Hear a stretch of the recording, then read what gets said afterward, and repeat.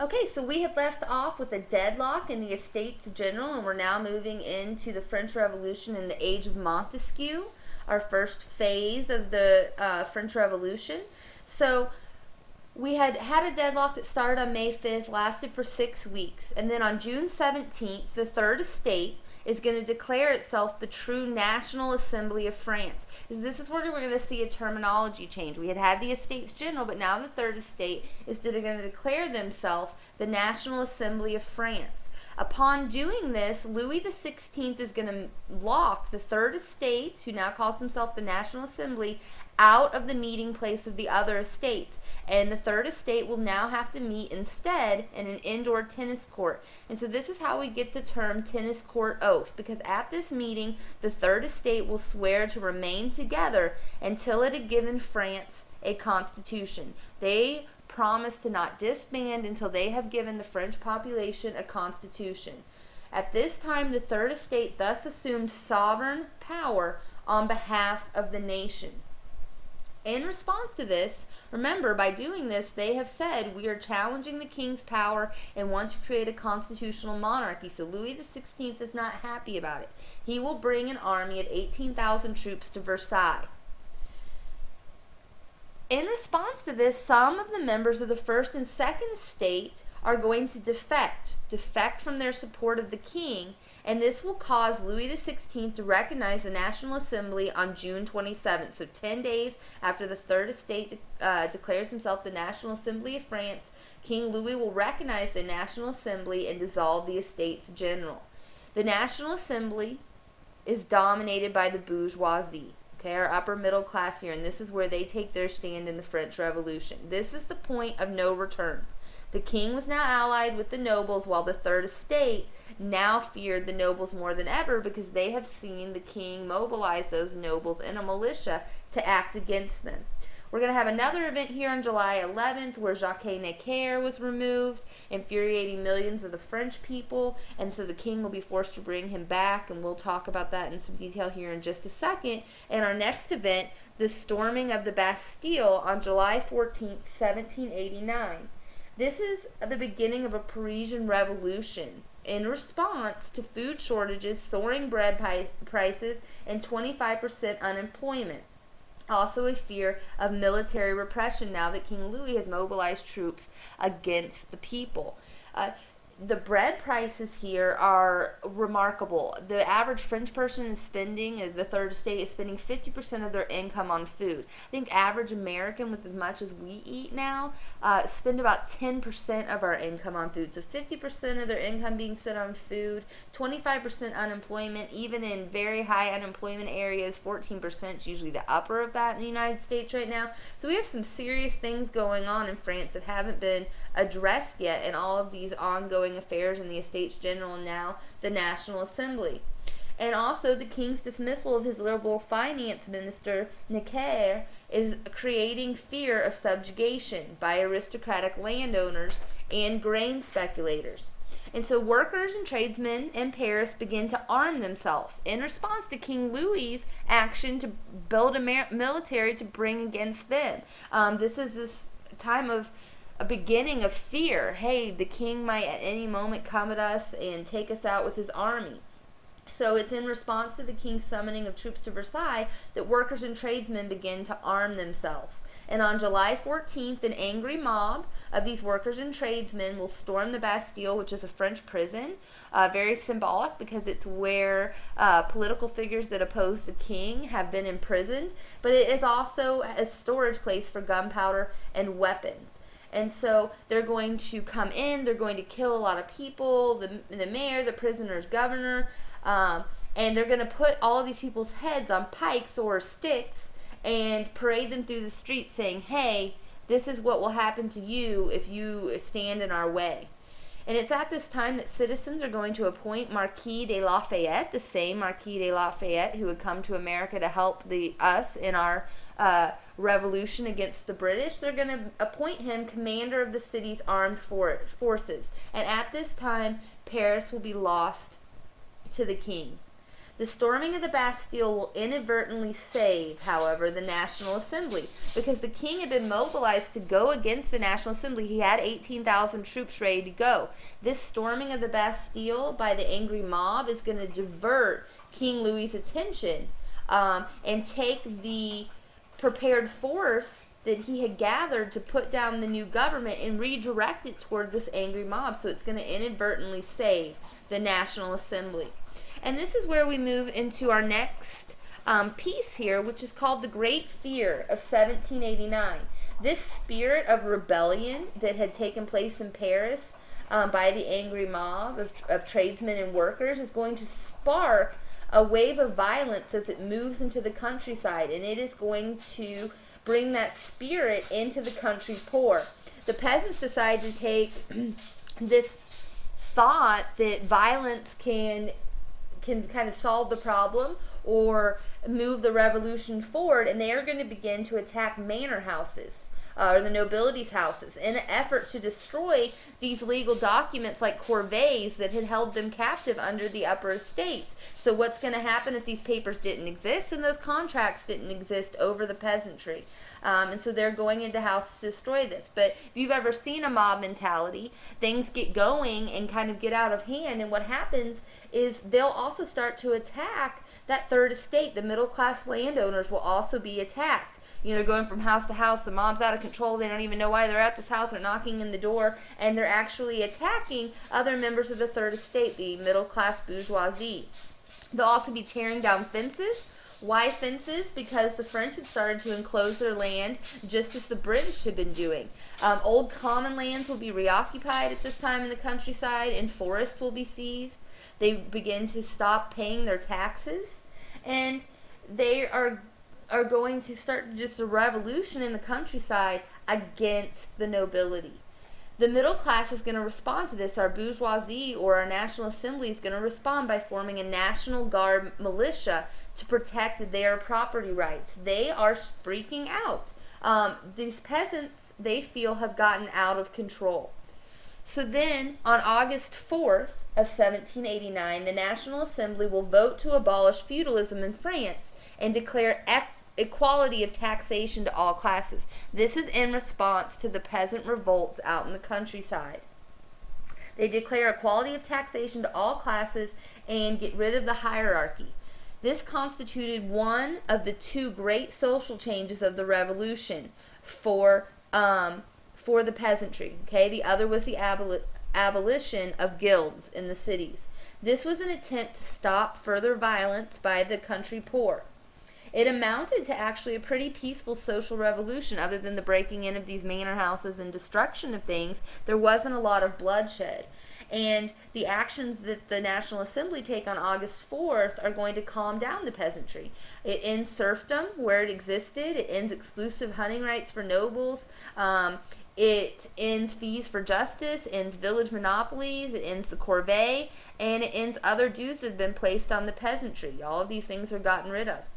And so the peasantry, through this action and the Great Fear, had really achieved a great unprecedented victory at the time period for this lower class generation.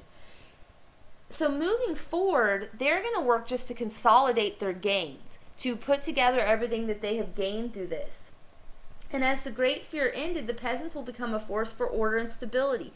They have got what they wanted, and all they want to do now in the revolution is work to keep what they have. And they're done pushing. They have what they want, and they just want it to stay like this, at the status quo right here. So if you had an FRQ question that asks you what did different groups want from the revolution and what did they get, this would be a good instance to give what the French peasantry want and what they got. And so they're going to become a force for order and stability because they really don't want to push any further. So next we need to talk about what the National Assembly gives us after this time of Great Fear. So on August 26th of 1789, the National Assembly is going to give us the Declaration of the Rights of Man and Citizen. It's good to note right here that at the same time, between the years of 1787 and 1789, we had been working on our Constitution in the United States, so going on at the same time. And so the Declaration of the Rights of Man and Citizen become the constitutional blueprint for France at this time.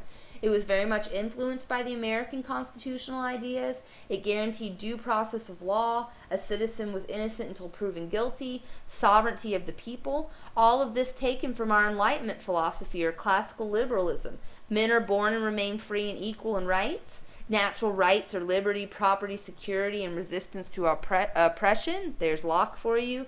Laws expressed of the general will. There's Rousseau. Freedom of expression or speech in religion. Liberty defined as freedom to do anything not injurious to others, as determined only by law. Taxes could be raised only with the common consent, so no taxation without representation. All of this should sound very familiar. All public servants accountable for conduct in office. A separation of powers through separate branches. There's Montesquieu for you. Confiscation of property from private persons had to be done with fair compensation. So no longer could the king just come in and take your possessions or your land. He had to fairly compensate you. This is kind of like today if they want to build a freeway. They can't just come take your house and say this is where the freeway's going. They have to give you fair market compensation for your land and your home.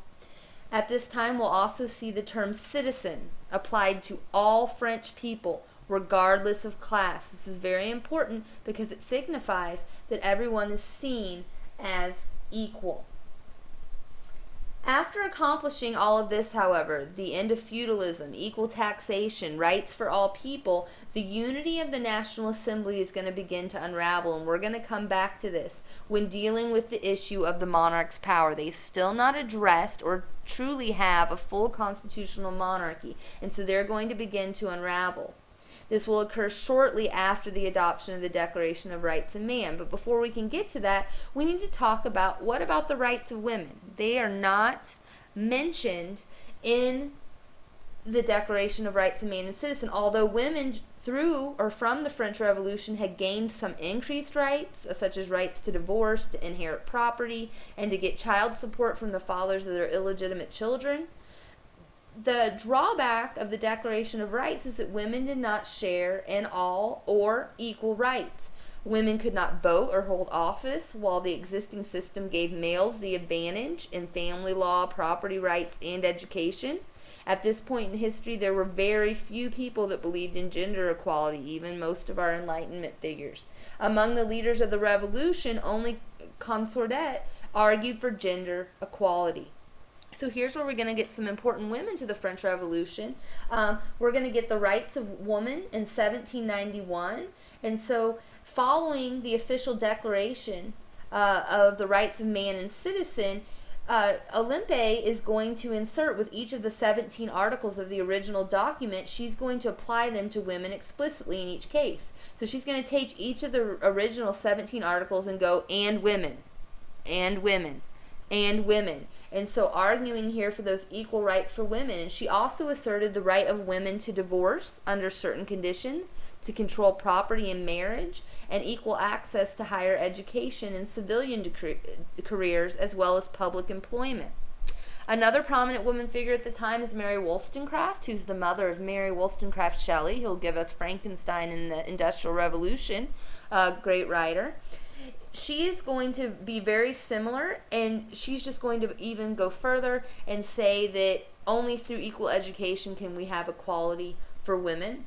Madame de Staël, who's actually Jacques Necker's daughter, ran a salon and wrote widely read books at this time, and she deplored the subordination of women to men that the revolution had done so little to change. So she feels like this is not a true revolution if women aren't truly getting the benefits of these rights that men have gotten. And so this is a good segue into another event that is going to have to deal very much with women. So we started here in July, and now we've moved to October. We've talked about the bourgeoisie's movement, the urban poor's movement, the country peasantry's movement, and now we need to move into the women's reaction. And so the women are actually going to be responsible for pushing the revolution forward in October of 1789 due to shortages of bread. Okay, so all of these things have been changed. A lot's got accomplished, but people are still starving. And so they're going to be incited by Jean-Paul Marat, who is a pamphleteer. His job really through his publication of pamphlets is to make others angry. And so he intentionally angers the women who are not just so much worried about them eating bread, but providing for their families. And he begins to write about Marie Antoinette, and he is going to give us the phrase Marie Antoinette's become famous for, although it's very unlikely that she said it. You have to think of the bias of the source. His job was to make people angry, and so he said that when they didn't have enough bread, that she said let them eat cake. Most historians agree she never said this, that he used it to incite other people's anger, so this would be a good place to drop point of view in an FRQ. But so the women are angered, and 7,000 women, along with the Paris National Guard, will march 12 miles from Paris to Versailles, demanding the king address their economic problems. They are, however, going to be more focused on their anger at Marie Antoinette. Remember, she is the sister of Joseph II of Austria, and the French and Habsburgs have been having problems for a long time, and this marriage had been supposed to bring them together or stop these tensions between the two countries, but she's very much an outsider. So when the French women hear that Marat says she said this, it's like, oh, what does she have to say, Austrian princess? And so they're going to direct their anger at her. They're also angry about unemployment resulting from reduced demand of garments, devastating women in the putting out system. And so the women are marching on all of these angers, bread, unemployment, what Marat said that Marie Antoinette said, and they march to Versailles and invade the royal apartments. They're going to slaughter the bodyguards while searching for Queen Marie Antoinette. They are talking about cutting off her head, frying up her liver. They are, out for blood. They will be able to kill the bodyguards and others in the apartments, and the king and queen will be taken and forced to move to Paris to live at the Tuileries, or the royal residence in Paris. On the way back to Paris, it said that the violent crowd, along with the king and queen and their child in tote, say, we have the baker's wife, and the baker's little boy. And they will be kept prisoner for about 3 years at this time at the royal residence in Paris, and it's during this time period that Louis XVI will actually meet with a group of women in the palace and sign decrees guaranteeing bread in Paris at a reasonable price. The National Assembly are also going to be made very fearful of these angry Parisian women mobs, and so they're going to also move to Paris out of their fear of what's going on. And it's during this time period that the king's power was reduced to temporary veto, so he doesn't have any power other than just to say no, but no power past that. The king and assembly will make sure bread was available to the masses, and the more conservative of the bourgeoisie revolutionaries will begin to actually drop out of the National Assembly due to their disillusionment by mob violence. They had not expected the revolution to take on this violent theme or violent actions that had been started by the countryside peasantry and then followed up by the women's march to Versailles. So next we need to talk about the next action of the National Assembly, that is the creation of the Constitution, the Civil Constitution of the Clergy from 1790. Remember, we haven't really talked about the limited power of our other estate. We've talked about the limited power of the nobility, but now we have to go to our clergy and see what the National Assembly's reaction to the clergy is going to be. So in essence, the Civil Constitution of the Clergy is going to secularize religion or make it political. It created a national church with 83 bishops and dioceses. And in all, as we're going to see, it's one of the biggest mistakes made by the National Assembly because it's going to represent its first significant failure during this time of revolution. The Civil Constitution of the Clergy is going to abolish convents and monasteries. Church property is going to be confiscated to pay off the national debt, and we'll talk about how it's used to back that national debt in a little bit. It significantly undermined religious orders and schools. Archbishops are abolished. All clergy would be paid by the state and elected by all citizens. Protestants, Jews, and agnostics would now be able to legally take part in the elections of these clergymen based on citizenship and property qualifications. The clergy will be forbidden to accept the authority of the Pope and also to take a loyalty oath to the new government or the National Assembly, since the Pope had condemned the revolution. So this is kind of a back in your face for not being with us. If you're not with us, you're against us. And so they're going to forbid the authority of the Pope and make all clergy who want to keep their jobs take a loyalty oath to the new government. The result is a deep divide in France over the issue of religion, which is going to play some problems later as we move through our units towards the era of Napoleon. The Pope will condemn the act as an attempt to subjugate the church, so he does not jump ship and now join the side of the National Assembly. Half of the French priests are going to refuse to accept the oath of loyalty, and these priests are going to be called the refractory clergy. They will be supported by who else? Who would support the clergy who doesn't go with the new national government? The people who are opposed to the revolution or opposed to the National Assembly. So the refractory clergy are going to be supported by the king, former aristocrats, peasants, and the urban working class. The backlash of this, as I mentioned, will later lead to increased papal influence on the French church during Napoleon's rule and beyond. So he is going to come back to try to get him some more that power back and retaliate during that time period. And we'll get into that in Unit 5.2 when we get to the era of Napoleon. And so it's at this time that France is going to become a constitutional monarchy with a legislative assembly. Sorry, I didn't get to the slide here, just recapping here the refractory clergy, which was typed in your notes. So we're getting into a constitutional monarchy here with a legislative assembly. The middle class controlled the government through an indirect method of voting and property qualifications at this time. There was still a king. Of course, Louis is not gone yet. Any of you who have had the French Revolution before know he will be gone at a point. But he is not gone yet, but his power is very much limited. At this time, half of the males over 25 in France are now eligible to vote, and the nobility is abolished. So we have the clergy and nobility still being very curtailed by the National Assembly, what was the Third Estate.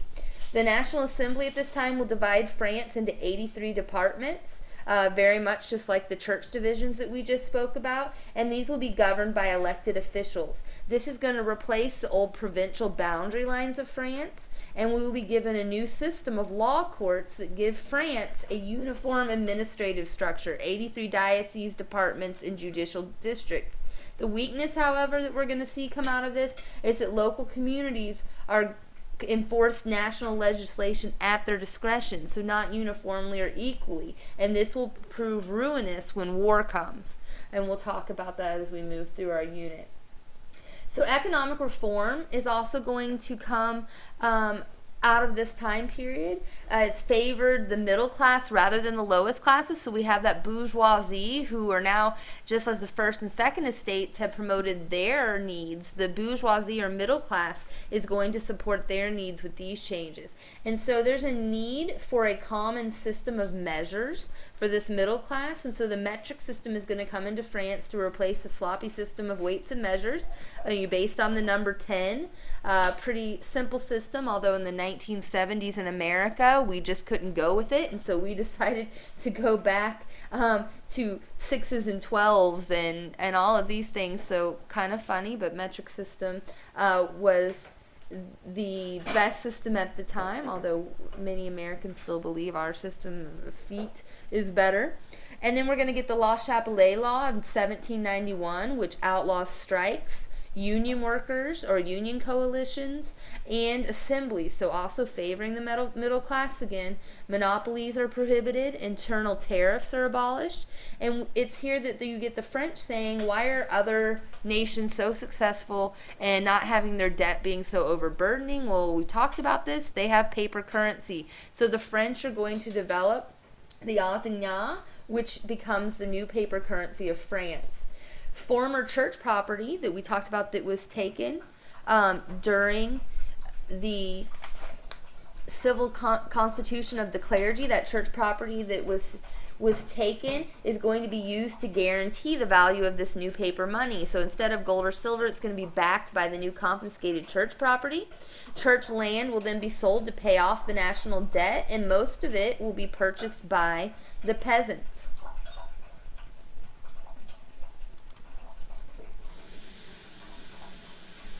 So we've seen the nobility abolished, we've seen what the National Assembly did to the clergy. So where is the king in all of this? We know he's still there, but his power is limited.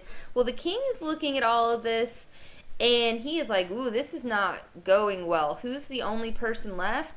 Me, for the National Assembly to come after. So there's this noble called Booyah, and he is going to say, hey, Louis, come to my country home, and it can be a stop for you. And of course, Louis, being married to an Austrian princess, is going to say, if I could just get to a neighboring country and mobilize an army and come back and put this revolution to an end, that would be the best thing to do, because things are not going in my favor right now. So he's trying to think of a way to take back his former power. He has a noble saying, hey, you can hole up in my country estate until you can get out of the country. Maybe go into Austria. Of course, the other countries around France aren't liking this revolution in France, because they don't want to lose, or those monarchs don't want to lose their power either. And so what Louis XVI and his wife do is they try to escape. And they are going to dress as peasants and try to sneak out of France in June of 1791 to avoid having to approve the Constitution. He is still not ready to approve it. He is a divine right king. Why would he want to give up all of that power? And he wanted to raise a counter-revolutionary army with the émigré noblemen, who were the noblemen who had fled France to get away from all of this revolution, and he wants to seek help from foreign powers. So dresses as peasants, trying to sneak out of France. They are on the run for one day. Why? His face is on all of the old gold coins, and he is recognized. And they are captured and paraded back, humiliated, paraded back in their peasant clothes. The king and queen are captured and become prisoners of the Parisian mobs. And it's at this time that King Louis XVI is forced to accept a constitutional monarchy. He really has no other option here. And we're going to come back to what the fate of Marie Antoinette and Louis XVI is. I'm sure it's not a spoiler alert for you, but how they meet their demise. But before we can do that, we need to talk about the international reactions to what's going on in France right now. So the first gentleman we need to talk about is Edmund Burke. He lives from 1729 to 1797, and he is going to give us his work, The Reflections on the Revolution in France, in 1790. He writes this only 6 months into the revolution, and so it's very early before really anything gets going to make an opinion on what's going on. And he is one of the greatest intellectual defenses of European conservatism. He is bothered by the revolution. He does not have a problem by nobles having their privileges and kings having their privileges, especially the English monarchy and aristocracy. He's like, they should have these things. This is inherent right for them. We're going to discuss him even later as we move through European history, so he won't just pop up here.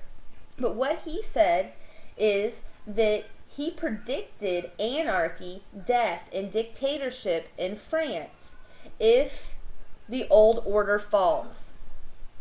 Okay. He is going to say that the French should be moving more slowly. And remember, he's only writing this 6 months in. He had actually advised England to go slow in adapting its own liberties, and that it should play out of a longer course of time. He denounced political philosophy based on abstract principles of right and wrong. So he's going to be kind of opposed to our Enlightenment ideals that are driving the revolution. And he believed nations should be shaped by national circumstance, national history, and national character. So very much nationalism here. Eventually, Burke came to urge war as an ideological struggle against French barbarism. And so he is going to say that there should have been a military battle imposed by Louis XVI to oppose this National Assembly and their barbarism or barbarianism. One thing to note additionally here to Burke is that the anarchy and death and dictatorship that he's predicting we have not seen so far. But we'll see, and we'll come back to this. So it's going to be kind of ironic, just 6 months in, the insight that Burke has into the process that the French Revolution is taking. The next individual we need to talk about is someone that you should be very familiar with, Thomas Paine, who had given us the pamphlet Common Sense before the American Revolution, total U.S. history. He's going to give us the Rights of Man in 1791, and this is a response to Burke's argument. And his response is going to defend Enlightenment principles and France's revolution. He saw triumph of liberty over despotism as the outcome instead of the alternate view by Burke. And he believed that the kings and nobles of Europe needed to be put into their place, that liberty can't exist with despotism. And so it's at this point that the kings and nobles of Europe are some that had initially welcomed the revolution in its earlier form, began to feel threatened and become very afraid of the spread of the revolution, especially if they're an outside monarch or a neighbor monarch to France, start to fear this spread. And so we have talked so far about the Estates General, then the transformation to the National Assembly, then to the new election process of half the men over age of 25 being able to vote.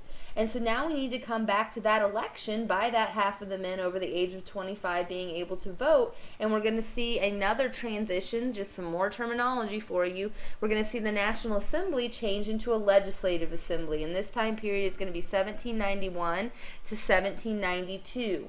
And this is a completely new group of legislators, which is going to replace the National Assembly and the new government.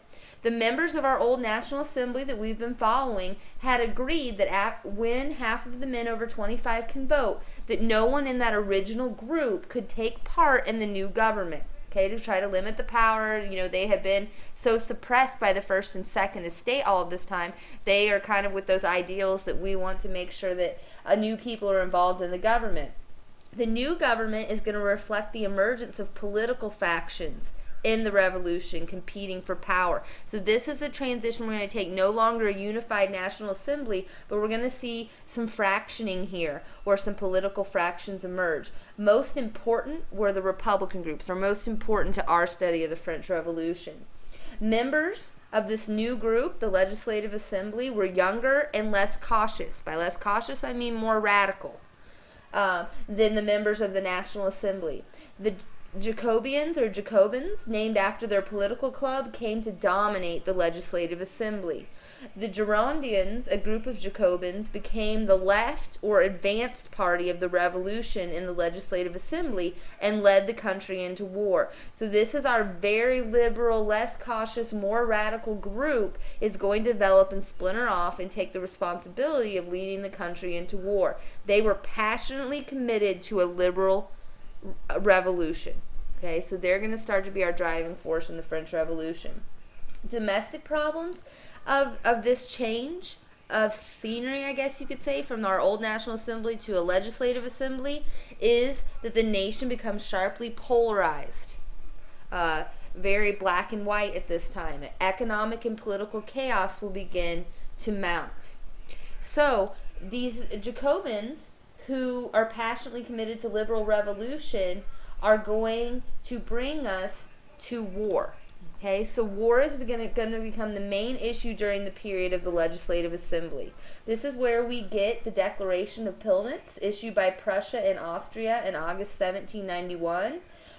We have Leopold II, who is going to be involved, the Austrian Emperor, and we're going to have William Frederick II of Prussia being involved. So both Prussia and Austria are going to give us the Declaration of Pillnitz in August of 1791. Our emigres, those French nobles who had fled France in 1789, are going to influence Prussia and Austria to declare the restoration of the French monarchy as their goal. Remember, Louis had been trying to get out to these emigres in these other neighboring monarchs to come back in and help him fight this revolution. And so this is going to be continued. These neighbors and other monarchs, especially the Holy Roman Empire, who Voltaire at one time had said was not holy, Roman, or an empire, but being led by Leopold II, who was also not Roman, not holy, and not really truly an emperor because he's only controlling some kind of haphazardly areas that equal Austria, are going to come together with their fear of this revolution spreading and France being now this new and dangerous area that's promoting getting rid of these traditional monarchies of Europe. So the Austrian Emperor Leopold II would be willing to take military steps to restore order to France if all the other powers joined him. It's good to note here that Leopold II was also the brother of Marie Antoinette, so he's not just vested as a monarch, but also vested as a relative, or close relative to Marie Antoinette, who's found herself in this trouble of the French Revolution. He, however, did not expect to receive unanimous agreement among all the great powers. He's asking for it, but he is not expecting to get it. This declaration was really more of like a bluff in poker. It was intended just to slow down the revolution and rid himself of all of these French emigres or French nobles who have come to him for help. He doesn't want that. He wants to slow it down. He wants, just to put a stop to it, maybe let King Louis get back up on his feet and his sister Marie Antoinette, out of some of this tension. Leopold drastically misjudged the French revolutionary sentiment, okay? And the Republican sentiment in France gained response to the declaration. To the Declaration of Pillnitz, okay? It's going to build steam with them, like, how dare you oppose our revolution? And so he drastically underestimates what the reaction is going to be within France. And so what's the Legislative Assembly do? They don't back down. Instead, they declare war on Austria in April of 1792. It's fueled by an ideological fervor and anti-Austrian sentiment. Remember, Marie Antoinette, not their fave. France and Austria have had tons of problems. This is going to continue on. They've never really trusted the Austrians. And so this plan to go to war is actually going to be an agreement between Louis and the Legislative Assembly, finally agree upon a plan. And Louis sees this as a way to get his footing back. So he's actually going against the Austrians who were going to help him, but he goes to the Legislative Assembly and they agree on this plan because they want to plunder the Austrian wealth and also take its food supply. This could get Louis back in the good graces of the French people, or so he thinks. The Girondins become the party of international revolution. So they take this a step further and take it from the French Revolution to an international revolution against the monarchies of Europe. They claim the revolution could never be secure in France until they had spread the word of constitutional monarchy across the world. So things go up a notch here. So what happened in this declaration of war, what we call the War of the First Coalition? The French revolutionary forces were soundly defeated by the Austrian military. We won't go into all the details of the battle. What you need to know is the French revolutionary forces were soundly defeated, and only the conflict between Eastern monarchs over the division of Poland, so their diversion and being preoccupied with the Eastern, or the division of Poland, will save France from complete defeat. And it intensified existing unrest and dissatisfaction of unproprietary classes. And the Jacobins are going to blame their defeat on Louis XVI, believing him to be part of a conspiracy with Prussia and Austria. So although he had agreed with them, hey, let's go to war, let's declare war on Austria in 1792, they're going to believe that he was really going behind the scenes due to his marriage with maybe Marie Antoinette, and that he was working against them, and that's why they were defeated. So they blame the king, so none of those good graces are coming back to Louis XVI. And on July 25th, 1792, the Brunswick Manifesto is issued by Prussia and Austria and threatened to destroy Paris if the royal family was harmed.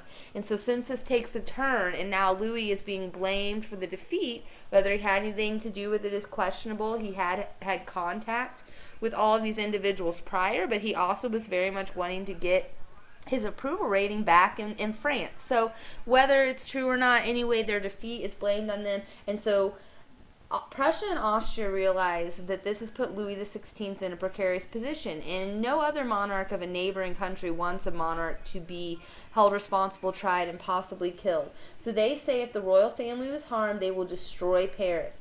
In response to the Brunswick Manifesto, the Jacobean mob seized power in Paris, hoping that they can take their power and protect it. The revolutionary sentiment was stoked by Robespierre, Danton, and the journalist that we've talked about, Marat. So on August 10th of 1792, the Tuileries, the king's palace in Paris, was stormed, and the king was taken prisoner after fleeing to the Legislative Assembly. So he had fled to the Legislative Assembly knowing that this was going. He had been told that the Jacobins were going to come after him. The Swiss guards that were protecting him were defeated, and many were murdered by the Parisian mob trying to take the king.